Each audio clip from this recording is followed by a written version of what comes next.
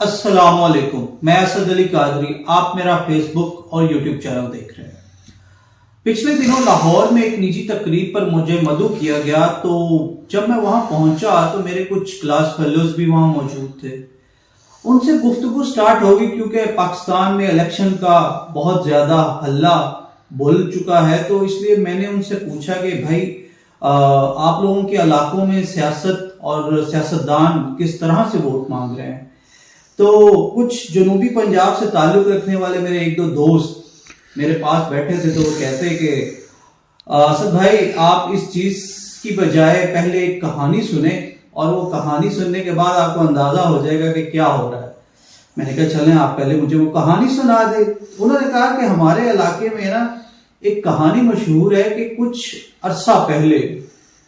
ایک پیر صاحبان کا اجلاس ہوا کرتا تھا کسی بڑے شہر میں، یوں سمجھ لیں کہ ایک کانفرنس ٹائپ کی ہوا کرتی تھی۔ اس کانفرنس کے اندر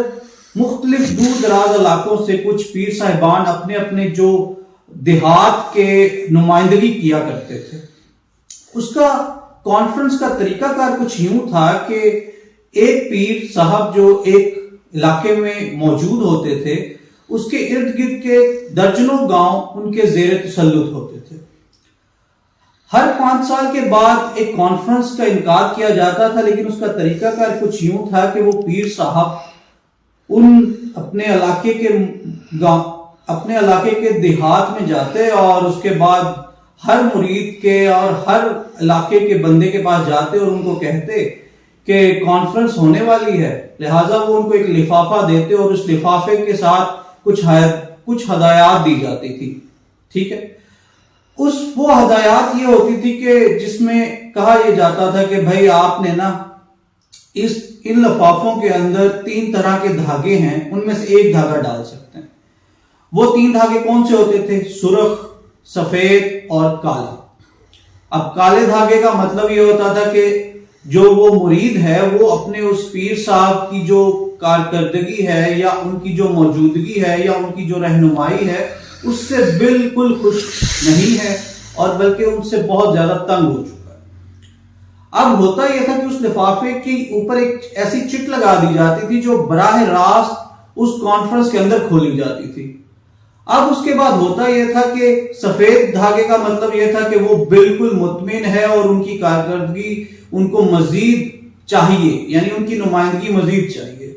اور سرخ دھاگے کا مطلب یہ ہوتا تھا کہ نہ وہ خوش ہے اور نہ وہ ناراض ہے۔ کچھ یوں ہی کا تعلق اس نے کہا کہ آج کل کے سیاستدان بھی کر رہے ہیں۔ جس طرح سے وہ پیر صاحب 5 سال اپنے مریدین کو اپنے ڈیروں پر، اپنے درگاہوں پر، اپنی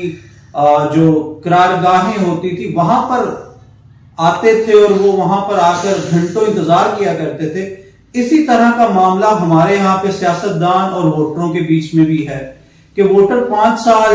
سیاستدانوں کے ڈیروں پہ، ان کے دفتروں پہ، ان کے بنگلوں، کوٹھیوں پر دھکے کھاتے ہیں اور اپنے کام ہونے کی امید لے کر ان کے در پر بیٹھے رہتے ہیں۔ تو اب کہنا یہی ہے کہ کیا ہمارے سیاستدان، آپ دوسرے الفاظ میں ان کو ہم سیاسی پیر کہیں اور ہمارے ووٹرز کو ہم مریدین کہیں، یعنی کہ ایک سیاستدان بحیثیت سیاسی پیر آج کے دور میں کام کر رہا ہے اور ووٹر جو ہیں وہ مریدین کے طور پہ کام کر رہے ہیں، جبکہ اس کے برعکس اب یہ ہو رہا ہے کہ جس طرح پیر صاحب 5 سال بعد ہر مرید کے گھر پہ دستک دے رہے ہوتے تھے، اب یہ ہوتا ہے کہ سیاستدان یا سیاسی پیر جو ہے وہ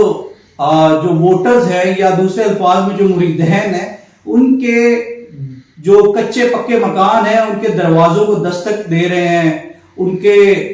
بلائیں لے رہے ہیں اور ان کو بلند و باغ جو ہے نعرے لگا رہے ہیں کہ ہم آپ کے لیے یہ کریں گے۔ تو کہنے کا مقصد یہ ہے کہ سیاسی پیر ہونا کوئی بڑی بات نہیں ہے، اصل مسئلہ ہے اس دھاگے کا کہ کیا آپ سفید دھاگا رکھیں گے یا سرخ دھاگا رکھیں گے یا کالا دھاگا رکھیں گے۔ ووٹ آپ جس کو مرضی دیں، یہ آپ کا حق ہے، یہ آپ کی اپنی رائے ہے، لیکن شعور کے ساتھ، عقل کے ساتھ اور دانائی کے ساتھ دیں۔ محض چند ترقیاتی کاموں کی بنیاد پہ اگر آپ ووٹ دیں گے تو سمجھ لیجئے کہ آپ آنے والی نسلوں کا بھی ستیہ ناش کر رہے ہیں۔ پاکستان زندہ باد.